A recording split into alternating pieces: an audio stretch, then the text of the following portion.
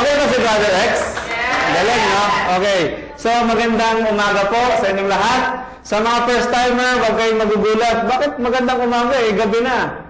Sa atin po, sa negosyo natin, wala tayong gabi, wala tayong hapon. Tama po? Kasi po, pag sinabing umaga, lagi tayong sariwa. Okay, ulit. Good morning! Good morning! Okay. Sino sa inyo nakapanood ng video kanina? Unang-una, about the radiation. Tama, di ba? So, grabe ang radiation natin talaga. Hindi na tayo makawala dyan. Di ba? Kahit napanood natin yon, anong gagawin natin kung tinatamaan tayo niyan? Good news po, nasa Santa International ka. Habang papanoorin natin or masasaksihan nyo yung ating gagawing presentation ngayon, makikita nyo po na talagang napakaganda ng produkto natin. Pangalawa, pinapanood ko po sa inyo yung kanina yung about immune system. Tama? Yung iba naman dyan. June, hindi naman ako nurse, hindi naman ako doktor. Kahit hindi ka nurse, hindi ka doktor, tao ka. May immune system ka. Tama po? Tama. So, nagtatrabaho yan. So, kailangan pala, yung soldier natin sa katawan, tulungan natin siya. For example po, ikaw po ay nasa gobyerno at merong gera. Sino bang tutulungan mo? Sundalo ba o rebelde? Sundalo. Tama po, di ba? Para manalo. Ganun din po yung atin pong kalusugan. Okay. By the way, my name is June Francisco po. Ako po ay, ang akin pong profession talaga, by profession, ako po isang customs broker. So, kami po yung mga nagpapalabas na mga gusto mong mag-export ng damit, kung ano-ano man, pwede nating i-export yan, kami bahala sa papers dyan. Ngayon, kung gusto mo namang mag-import galing sa ibang bansa, ako naman din ang bahala niyan. Kaya lang po, hindi po inaasahan pagkakataon, humina po yung negosyo ko sa export. Especially po, ang hawak ko po ng araw ay garments. Kasi dahil sa China. Sino dito ang mga first-timer? Taas ang kamay. Okay. O, dun sa mga timer na, meron pong kasabihan na repetition is a matter of learning. Tama po? Habang inuulit-ulit natin, nagiging matalino tayo. Tama po, di ba? Okay. Sa mga first timer, ulitin ko lang, sabi ko nga, humina yung negosyo ko dahil sa China. Kasi tignan niyo po ngayon, ang akin pong mga kliyente, lumipat po ng China. Doon sila nagtayo ng kumpanya. Kaya po, paunti-unti po, humihina yung negosyo ko. Now, tanong, ang damit mo, pag tinignan mo ngayon, made in China. Tama po, no? Grabe, no? Yung sapatos, made in China. Ang iyong laruan, made in China. Appliances, made in China. Cellphone, made in China. Meron nga pong kasabihan na God created the world, but all things in the world made in China. Ganun po kalupit ang China ngayon. Pasalamat po ako, nandito po ang Sante. Okay, now, bakit ako naman po ang magtuturo sa inyo about barley and about a little health? Kasi po, ang background ko po, ako po isang iridologist. Alam niyo po yung mga Osaka, yung sumisilip sa mata? So, iridologist po ako, and at the same time po, nutraceutical practitioner. Ibig sabihin po, nag-aral po kami ng mga natural product in related to our natural body. Bakit po? Kasi kung bakit ka nagkakasakit, ito po ay blessing kung bakit ka nandito ngayon. Distributors ka man o first-timers ka man, dapat mo itong maintindihan. Bakit tayo nagkakasakit? Kasi po, hindi na po mga natural ang pumapasok sa katawan natin. Tama po? Yan na po yung uso na po yung mga instant. Instant noodles, instant mommy, lahat ng bagay, instant na. Tama po, di ba? Instant food. Kaya nagulat ka, pati buhay ngayon, instant na rin. Di ba? Yung bang kausap mo kagabi, bukas wala na. Instant bed. Tama po? Merong kasabihan na life begins at 40. Narinig niyo na yun? Totoo po yun. Anong ibig sabihin? Yung 39 years mo sa buhay, pagdating mo ng 40, paglabas ng sakit mo, ang hirap mo ng repairin yan. Tama po, di ba? So, lalabas na yung mga sakit mo.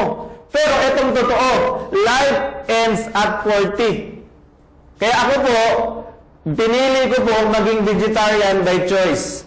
Hindi po by religion. Kasi pag religion, maraming bawal. Bawal to, bawal yan. Kami po by choice.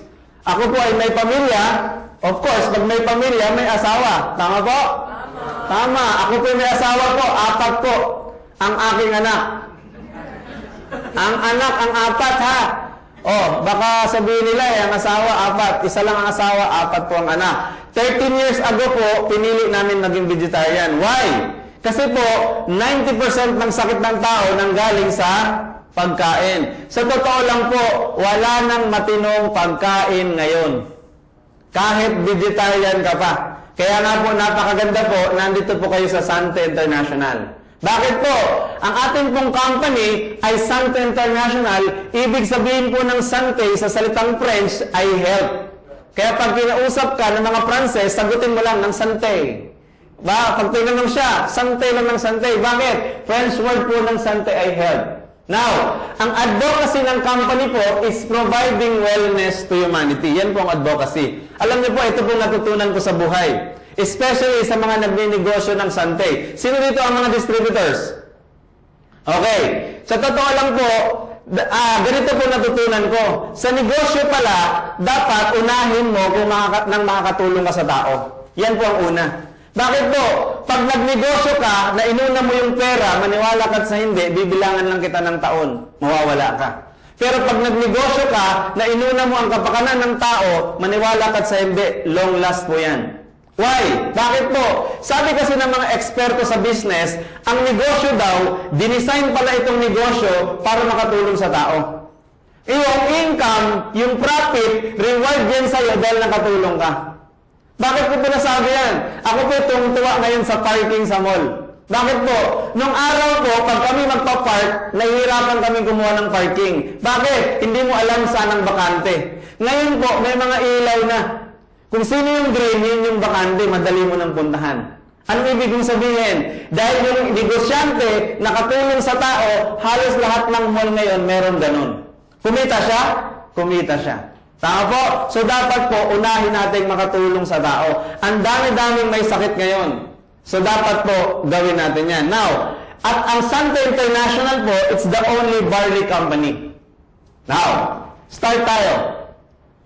Sabi po ng World Health Organization, shorter the lifespan. Sino dito ang below 30 years old? Okay, sabi po ng World Health Organization, kung ikaw daw ay below 30 years old o kaya yung anak mo, hindi ka sigurado aabutin ka ng 60. Yun ang sinabi nila. Bakit po? Because of the health problem. Tingnan niyo po, si Francis Magalona died at the age of 45. Tama po? Rudy Fernandez at the age of 55. Michael Jackson at the age of 50. Question, meron ba silang pera? Meron. Nakatulong sa kanila?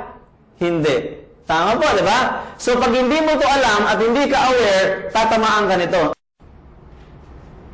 Mahirap or mayaman, isa lang ang hangin na ating nilalanghap. Tama po? So, hindi na yan lingid sa ating kalaman. Sa dami na po ng mga sasakyan, sa dami na po ng mga smoke belching, isa po yung rason kung bakit tayo nagkakasakit. Daming tricycle, pagsusunog ng mga goma, ng plastic. Kaya po meron tayong global warming dahil po dito. Ano pa? Ang tubig natin yan ay hindi na malinis. Tama po? Alam niyo po ba, yung mga tubig sa labas, sa kanal, nakikita niyo dyan, lahat yan, iniihian ng tao, iniihian ng aso, lahat po yan, pumupunta po yan sa main table water, yan po ang iniinom natin. Sa dami ng basura, kaya nga po, ang authority po, sabi nga, water is contaminated by chemicals such as lead, cadmium, and aluminum. Wala silang magawa, kailangan nilang lagyan ng chlorine and fluoride. Ang mga anak ko po ay swimmer po ito. Sa isang swimming pool po, nagugulat ako, nalaman ko na ang tubig pala doon, 10 years na hindi pinapalitan. Tama po? So, nililinis lang ito ng chlorine at vacuum. Kaya pala pag nag-swimming kayo ng mga barkada mo at nakainom ka, nagkaka-amoebiasis ka. Bakit po? Punong-puno ng bakterya, punong-puno ng ihi ng tao, libag ng tao, ando na lahat. Kaya nga po, mas masarap pa pala sa dagat compare sa swimming pool. Tama po? So, yan yun. Yan po ang mga chemicals na yan, toxic chemicals po yan. Yan po ang lumalabas sa gripo natin. Ngayon, kaya po, na-invento na po ang bottled water. Yan. Punta naman tayo ngayon sa negosyo. Ang unang nagnegosyo po ng bottled water po ay si Agua Vida. Yumaman po siya dyan. Bakit po? Kasi inuna niyan makatulong sa tao. Tama po? Kaya lang po, typical sa Pinoy, pag yumayaman ka, ginagaya ka. Tama po ba? Di ba? Pag nagtayo ka ng sari-sari store ngayon, bukas makalawa, sa lugar mo, puro sari-sari store na. Now, nung si Agua Vida yumaman, ang ginawa ng iba, nagtayo din ng water station. Kaya lang po, hindi na sila Agua Vida. Ang tawag sa kanila, Contra Vida. Mga Contra Vida na. Tama ba, di ba? So, yan po yun. Okay. What else? Yung sinabi ko sa inyo kanina, wala na pong matinong pagkain ngayon. Itong pagkain na ito, ang tawag namin dyan, food for survival. Ibig sabihin, pag nagutom ka, kumain ka, buhay ka, pero wala kang nutrients na makukuha dyan. Hindi ko sinabi, huwag kayong kumain yan, pero dapat po, alam nyo kung anong meron dyan. Okay, what else? Paano dyan, pag nag-vegetarian kami, ito nang ginagawa ngayon sa mga gulay at prutas natin. Tama po? Hazardous effect po ng pesticide, herbicide, fungicides, chemicals, and more to human and environment. Nung umikot po ako ng Mindanao, isang lugar na nagustuhan ko po ay Bukidnon. Sabi ko, ang sarap mag-retire dito. Kaya lang, habang tumatagal ako doon, na-realize ko sa dami kong nakakausap, ang dami pong may sakit sa lugar na yun, lalo na cancer. Bakit po? Doon po itinatanim yung pinakamalaking plantation po ng pinya. Anong ibig kong sabihin? Pag-spray po nila ng chemicals, lahat ng tao libre ng lumanghap ng hangin.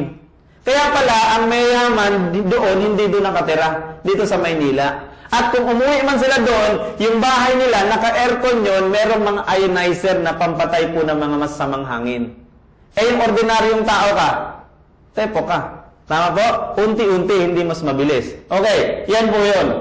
And of course, lifestyle. Hindi ako nagtatanong kung sino ang naninigarilyo, pero simple lang po. Wala kaming nakitang naninigarilyo na naging healthy in the long run. May singil po yan, maniwala kayo.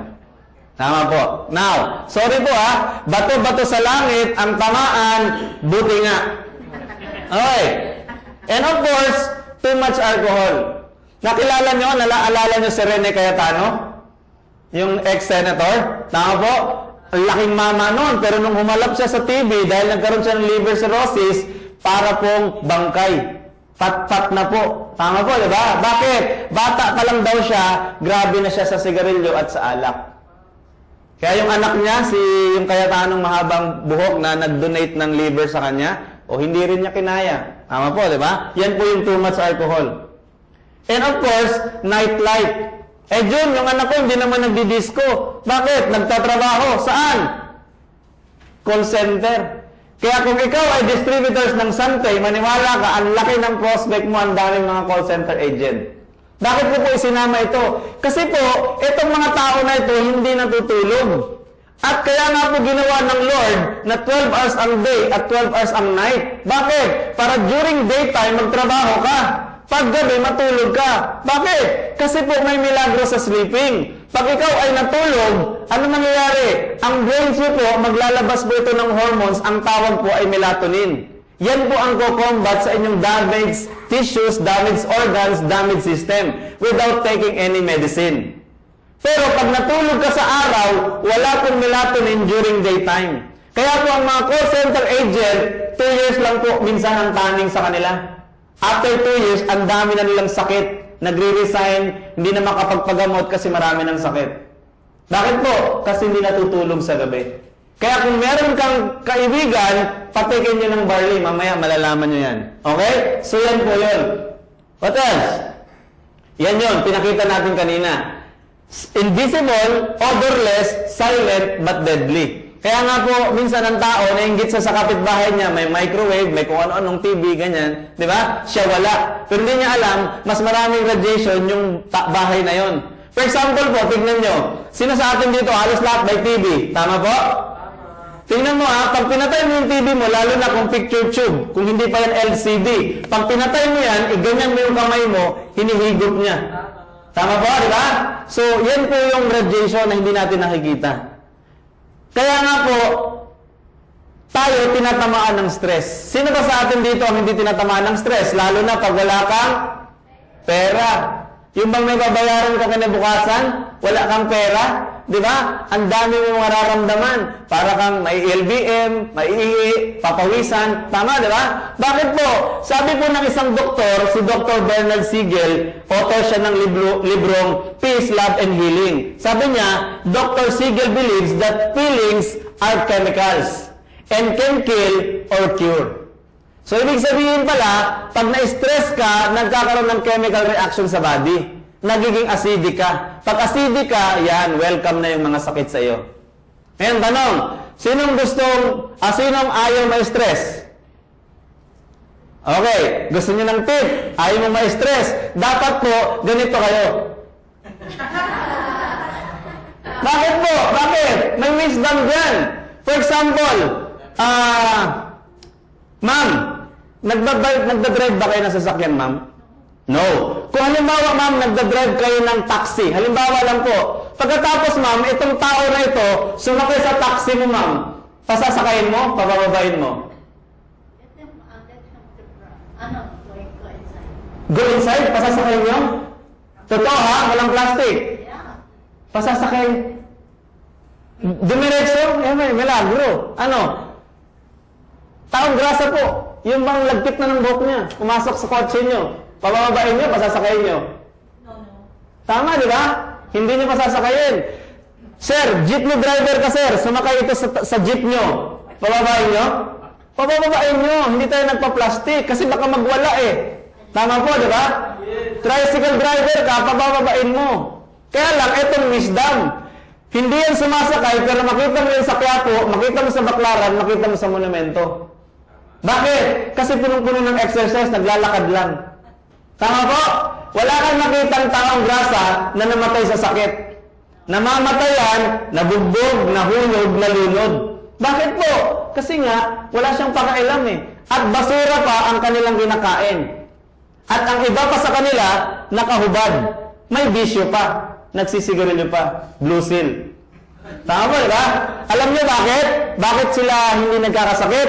Kasi yung iba sa kanila po, nag-aaral. Nagre-research. Sabi nung isa, ano kayo mataas na antioxidant? Ano kayo magandang food supplement? Yan, nag-aaral. Eh, Jun, hindi yan nag-aaral. Mag-waiting yan. Hindi po. Kasi yung iba sa kanila, sosyal. Naka-laptop pa. Ano ibig sabihin? Mag-aral po tayo. Pag-aralan natin, paano ba tayo magiging healthy? Kasi hindi niyo po na itatanong, ang inyong lingkod po ay first year high school lang. Hindi po ako napagtapos ng high school. Pero bakit ko po nasasabi ito? Kasi nag-aral po ako. Wala nga lang akong diploma, kaya nga ang tawag nila sa akin, hindi ako doktor, pero MD, PhD daw ako. Mukhang doktor, pero hindi. MD, PhD, ito matindi. May title na po ako ngayon. Ang title ko po, ako ay surgeon. Bakit surgeon? Kasi downline ko sa Mindanao, tatawag sa akin, Surgeon? Surgeon? Surgeon na pala ako ngayon. Di ba? Tama po, di ba? Pwede, pwede. Di ba? So, yung isa sa kanilang presidente po, ang payo niya ay ito, keep smiling. Kaya nga po, sabi ni Freddy Aguilar, tawanan mo ang iyong problema. Huwag ka lang sumobra, baka maging taong grasa ka. Tama po? Para stress-free. Tama po, di ba? So, ibig ko sabihin, ang Santo International po, dalawa po ang sinasagot sa problema nyo. Ang problema ng ating pong mundo ngayon, unang-una, kalusugan. Ang pangalawa, pera. Tama po? At tinugon na po yan ng Santo International. Palakpakan mo natin. Okay. Now, nagkasakit ka ngayon. Meron kang maasahan. Ano yan? Drugs. Kaya lang, alam naman natin na meron niyang tinatawag na side effect. Meron nga po akong downline sa Mindanao, meron siyang maintenance every month. So, uminom siya ng gamot. Nagbibiro siya. Nang nakita ko, sabi niya sa akin, Sir, inom muna ako ng gamot. Sabi ko, bakit? Sabi niya, kasi may sakit ako eh. So, uminom siya. Ang ginawa niya po, hiniwa niya yung gamot, tinanggal niya yung gilid. Sabi ko, bakit mo hinihiwa yung gilid? Kasi sabi nila, may side effect daw. Kaya tanggalin ko na yung gilid para wala ng side effect. Pwede? Pwede. Tama, di ba? So, yan po yun. Now, joke lang ngayon. Sabi po ng isang doktor, what your doctors doesn't know about nutritional medicine may be killing you. Akala mo, inom ka ng inom ng vitamins na mga synthetic, malusog ka. Di ba? Yung mga bone, kung ano ng mga bone, di ba? Especially, inumin mo yan sa gabi, pag ihi mo sa umaga, anong kulay? Yellow, dilaw. Di ba? Ibig sabihin, yung mga chemical residue na iiwan sa kidney mo. Kaya pag matagal mong ginagamit yan, magugulat ka, pabagsak din.